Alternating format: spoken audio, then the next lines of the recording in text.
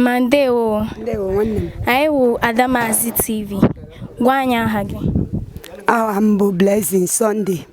Okay. Oli he unu mere bata.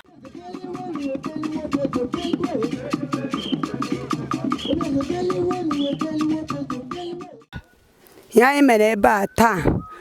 Cultural dance na-ekwu maka ihe ndị Igbo omenala ndị Igbo ha ji nkwado omenala.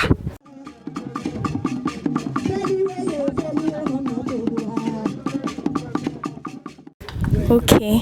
Ole ahụ egwu unu gbara ugbo ole ha na-akpọ ya? A na-akpọ ya Inyom Obi Eze group dance.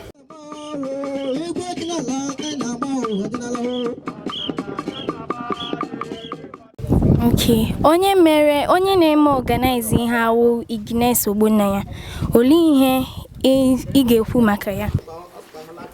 Ihe m ga-ekwu maka ya bụ otu anyị ga-esi wee pụta ma gaa n'iru n'ime emume omenala Igbo a.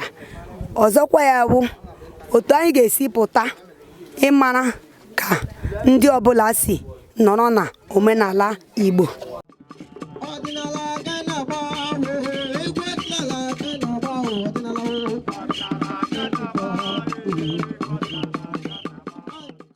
Okay, anyị hụrụ n'unu agbara ndị nke mbụ na Ignes dance competition. Ole otu ị filuru maka ya?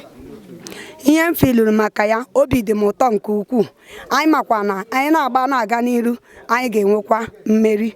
Okay, ole gwa ndị ọzọ, ndị village ọzọ na-enwetaghị ya na-agba gị first. Gwa ha nye ha ozi.